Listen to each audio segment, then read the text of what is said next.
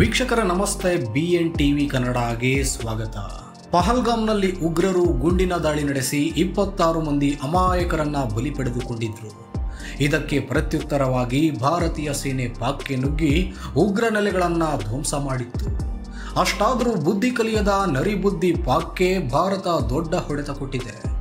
ಭಾರತ ಹಾಗೂ ಪಾಕಿಸ್ತಾನದ ನಡುವೆ ಸಂಘರ್ಷ ಏರ್ಪಟ್ಟು ದಾಳಿ ಪ್ರತಿದಾಳಿಯಲ್ಲಿ ಪಾಕಿಸ್ತಾನಕ್ಕೆ ಬಹುದೊಡ್ಡ ಹೊಡೆತ ಬಿದ್ದಿದೆ.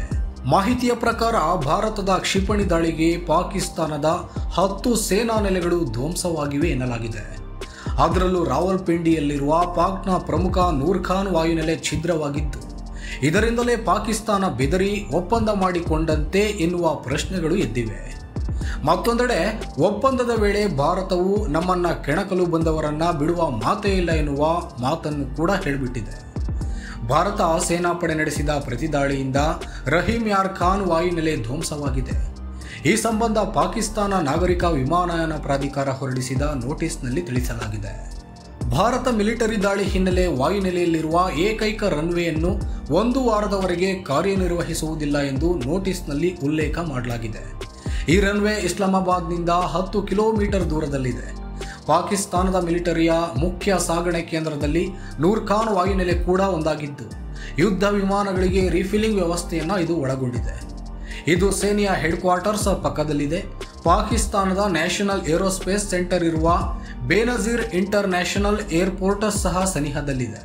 ಅಷ್ಟೇ ಅಲ್ಲದೆ ಚಕ್ಲಾಲಾ, ಮುರಿದ್, ರಫೀಕಿ, ರಹೀಮ್ ಯಾರ್ ಖಾನ್, ಸುಕ್ಕೂರ್ ಮತ್ತು ಚುನಿನಿಯನ್ ಮತ್ತಿತರ ವಾಯುನೆಲೆಗಳ ಮೇಲೆ ಭಾರತ ಕ್ಷಿಪಣಿ ದಾಳಿ ಮಾಡುವ ಮೂಲಕ ಪಾಕ್ಗೆ ಸರಿಯಾಗಿ ತಿರುಗೇಟು ನೀಡುವ ಕೆಲಸವನ್ನ ಮಾಡಿದೆ. ಇದು ಹೀಗೆ ಮುಂದುವರೆದಿದ್ರೆ ಪಾಕ್ನ ನ್ಯೂಕ್ಲಿಯರ್ ಕಮಾಂಡ್ ಅಥಾರಿಟಿ ಮಣ್ಣು ಪಾಲಾಗುವ ಸಾಧ್ಯತೆ ಇತ್ತು. ಆದ್ದರಿಂದ ಪಾಕ್ ಕದನ ವಿರಾಮಕ್ಕಾಗಿ ಅಮೆರಿಕದ ಮೊರೆ ಹೋಗಿತ್ತು ಎನ್ನುವ ಮಾಹಿತಿ ಬಟಾಬಯಲಾಗಿದೆ. ಮೊದಲಿಗೆ ಕೆಣಕುವುದು ಪಾಪಿ ಪಾಕಿಸ್ತಾನವೇ, ಆಮೇಲೆ ಸರಿಯಾಗಿ ಹೊಡೆತ ತಿಂದು ಹಿಂದೆ ಸರಿಯಲು ಒಪ್ಪಂದದ ಮೊರೆ ಹೋಗುವುದು ಕೂಡ ಅದೇ.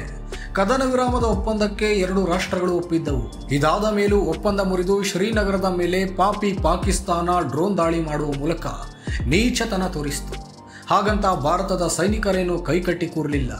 ಬದಲಿಗೆ ಅವರ ಡ್ರೋನ್ಗಳನ್ನು ಹೊಡೆದುರುಳಿಸುವ ಮೂಲಕ ಪ್ರತ್ಯುತ್ತರ ಕೊಡುವ ಕೆಲಸ ಮಾಡಿತು. ಈಗಾಗಲೇ ಒಪ್ಪಂದದ ಪ್ರಕಾರ ಭಾರತದ ಮೇಲೆ ಯಾವುದೇ ಉಗ್ರರ ದಾಳಿ ನಡೆದರೂ ಅದನ್ನ ಯುದ್ಧ ಎಂದೇ ಪರಿಗಣಿಸಲಾಗುತ್ತದೆ ಎಂದು ಪ್ರಧಾನಿ ಮೋದಿ ಎಚ್ಚರಿಕೆಯನ್ನ ನೀಡಿದ್ದಾರೆ. ಇಷ್ಟಾದರೂ ಮತ್ತೆ ಯುದ್ಧ ಮುಂದುವರಿದರೆ ನಮ್ಮ ಮತ್ತೊಂದು ಮುಖ ತೋರಿಸಬೇಕಾಗುತ್ತದೆ ಅಂತಲೂ ಹೇಳಿದ್ರು. ಮತ್ತೊಂದೆಡೆ ಭಾರತದ ವಿದೇಶಾಂಗ ಸಚಿವ ಎಸ್ ಜೈಶಂಕರ್ ಅವರು ಕೂಡ ಈ ಬಗ್ಗೆ ಟ್ವೀಟ್ ಮಾಡಿದ್ದು, ನಾವು ಕದನ ವಿರಾಮಕ್ಕೆ ಒಪ್ಪಿದ್ದೇವೆ, ಆದರೆ ಉಗ್ರರ ವಿರುದ್ಧ ರಾಜಿ ಮಾತೇ ಇಲ್ಲ. ಅವರ ವಿರುದ್ಧ ಏನು ಮಾಡಬೇಕು ಅದನ್ನು ನಾವು ಮಾಡೇ ತೀರುತ್ತೇವೆ ಎನ್ನುವ ಎಚ್ಚರಿಕೆಯ ಸಂದೇಶವನ್ನು ಕೊಟ್ಟಿದ್ದಾರೆ. ಇನ್ನು ಪಹಲ್ಗಾಮ್ನಲ್ಲಿ ದಾಳಿ 26 ಜನರ ಹತ್ಯೆಗೆ ಕಾರಣರಾದ ಉಗ್ರರನ್ನ ಆಪರೇಷನ್ ಸಿಂಧೂರ್ ಮಟ್ಟ ಹಾಕಲು ನಡೆಸಲಾಯಿತು. ಪಾಕಿಸ್ತಾನ ಹಾಗೂ POK ಭಾಗದಲ್ಲಿದ್ದ 9 ವಿವಿಧ ಉಗ್ರ ಸಂಘಟನೆ ನೆಲೆಗಳನ್ನು ಗುರಿಯಾಗಿಸಿ ಭಾರತ ದಾಳಿ ಮಾಡಿತ್ತು. ಇದರಲ್ಲಿ ಸತ್ತ ಭಯೋತ್ಪಾದಕರು ಎಷ್ಟು ಎಂಬ ಬಗ್ಗೆ ಲೆಕ್ಕ ಇರಲಿಲ್ಲ. ಇದೀಗ ಭಾರತೀಯ ಸೇನೆಯ ಸೇನಾ ಕಾರ್ಯಾಚರಣೆಗಳ ಮಹಾನಿರ್ದೇಶಕರು ರಾಜೀವ್ ಗಾಯ್ ಸುದ್ದಿಗೋಷ್ಠಿಯನ್ನು ನಡೆಸಿ ಎಲ್ಲ ಅನುಮಾನಗಳಿಗೆ ತೆರೆ ಎಳೆದಿದ್ದಾರೆ. ಆಪರೇಷನ್ ಸಿಂಧೂರ ಹೇಗೆ ನಡೆಯಿತು, ಅದರ ಪರಿಣಾಮ ಏನಾಯಿತು ಅನ್ನೋ ಬಗ್ಗೆ ಮಾಹಿತಿಯನ್ನು ನೀಡಿದ್ದಾರೆ. ಈ ಬಗ್ಗೆ ಮಾತನಾಡಿದ ಅವರು, ಪಾಕ್ ಡ್ರೋನ್ ದಾಳಿಯನ್ನ ಯಶಸ್ವಿಯಾಗಿ ಮಟ್ಟ ಹಾಕಿದ್ದೇವೆ. ಡ್ರೋನ್ ದಾಳಿ ವೇಳೆ ಪಾಕ್ನಲ್ಲಿ ನಾಗರಿಕ ವಿಮಾನ ಹಾರಾಟ ಇತ್ತು, ಆದರೆ ಒಂದು ವಿಮಾನಕ್ಕೂ ಭಾರತದ ದಾಳಿಯಿಂದ ಯಾವುದೇ ಹಾನಿಯಾಗಿಲ್ಲ. 700 ಪಾಕ್ ಡ್ರೋನ್ಗಳನ್ನು ಹೊಡೆದುರುಳಿಸಿದ್ದೇವೆ. ಪಾಕಿಸ್ತಾನದ 35ರಿಂದ 40 ಯೋಧರು ಮೃತಪಟ್ಟಿದ್ದಾರೆ. ನೂರ್ ಖಾನ್ ಏರ್ ಬೇಸ್ ಅನ್ನ ಧ್ವಂಸಗೊಳಿಸಿದ್ದೇವೆ. ಪ್ರತಿ ದಾಳಿಯಲ್ಲೂ ಪಾಕಿಸ್ತಾನದ ಸೇನಾಧಿಕಾರಿಗಳು ಮೃತಪಟ್ಟಿದ್ದಾರೆ. ಆಪರೇಷನ್ ಸಿಂಧೂರ್ ಕಾರ್ಯಾಚರಣೆ ಯಶಸ್ವಿಯಾಗಿದೆ ಎಂದಿದ್ದಾರೆ. ಆಪರೇಷನ್ ಸಿಂಧೂರ್ನಲ್ಲಿ ಹಲವು ಉಗ್ರರನ್ನ ಕೊಲ್ಲಲಾಗಿದೆ. ತೈಬಾ ಉಗ್ರ ಖಾಲಿದ್ ಮೊದಲಾದವರು ಕಾರ್ಯಾಚರಣೆಯಲ್ಲಿ ಹತ್ಯೆಯಾಗಿರುವ ಬಗ್ಗೆ DGMO ಮಾಹಿತಿ ಹಂಚಿಕೊಂಡಿದ್ದಾರೆ. ಭಾರತವು ಪಾಕಿಸ್ತಾನದ ನಾಗರಿಕರನ್ನು ಗುರಿಯಾಗಿಸಿ ಯಾವುದೇ ದಾಳಿ ಮಾಡಿಲ್ಲ, ಆದರೆ ಪಾಕಿಸ್ತಾನವು ಭಾರತದಲ್ಲಿ ನಾಗರಿಕರನ್ನ ಗುರಿಯಾಗಿಸಿ ದಾಳಿ ಮಾಡಿದೆ ಎಂದರು ಮಿಲಿಟರಿ ಕಾರ್ಯಾಚರಣೆಗಳ ಮಹಾನಿರ್ದೇಶಕರು.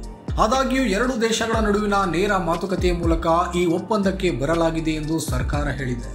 ಮತ್ತೊಂದೆಡೆ 2 ದೇಶಗಳ ಉನ್ನತ ನಾಯಕತ್ವವನ್ನು ಸಂಪರ್ಕಿಸುವುದನ್ನು ಹೊರತುಪಡಿಸಿ ಈ ಸಂಭಾಷಣೆಯಲ್ಲಿ ಅಮೆರಿಕದ ನೇರ ಕೊಡುಗೆ ಇಲ್ಲ ಎಂದು ಮೂಲಗಳು ತಿಳಿಸಿವೆ. ಆದಾಗ್ಯೂ ಟ್ರಂಪ್ ಆಡಳಿತವು ಪಾಕಿಸ್ತಾನದ ಮೇಲೆ ನೇರ ಒತ್ತಡ ಹೇರುವ ಮೂಲಕ ದ್ವೇಷವನ್ನು ಕಡಿಮೆ ಮಾಡುವಲ್ಲಿ ಪಾತ್ರ ವಹಿಸಿತು. ಮೂಲಗಳ ಪ್ರಕಾರ ಪಾಕಿಸ್ತಾನವು ಅಂತಾರಾಷ್ಟ್ರೀಯ ಹಣಕಾಸು ನಿಧಿಯಿಂದ ಪಡೆಯಲಿದ್ದ $1 ಬಿಲಿಯನ್ ಸಾಲವನ್ನು ಅವರು ಕದನ ವಿರಾಮ ಒಪ್ಪಂದಕ್ಕೆ ನೇರವಾಗಿ ಜೋಡಿಸಿದ್ದಾರೆ. ಅಂದರೆ ಅವರು ಭಾರತದ ವಿರುದ್ಧ ಹೋರಾಡುವುದನ್ನು ನಿಲ್ಲಿಸಿದಾಗ ಮಾತ್ರ ಅವರಿಗೆ ಈ ಹಣ ಸಿಗುತ್ತದೆ.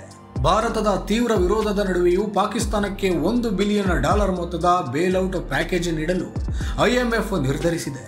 ಈ ವಿಷಯದ ಕುರಿತು ಮತದಾನದಿಂದ ದೂರವಿದ್ದ ಭಾರತ, ಪಾಕಿಸ್ತಾನವು ಸುಸ್ತಿದಾರನಾಗಿದ್ದು ಈ ಹಣವನ್ನು ಪಾಕಿಸ್ತಾನದ ಜನರ ಅಭಿವೃದ್ಧಿಗಾಗಿ ಎಂದಿಗೂ ಬಳಸಲಾಗಿಲ್ಲ, ಬದಲಾಗಿ ಭಯೋತ್ಪಾದನಾ ನಿಧಿಗೆ ಬಳಸಲಾಗಿದೆ ಎಂದು ಎತ್ತಿ ತೋರಿಸಲಾಗಿದೆ.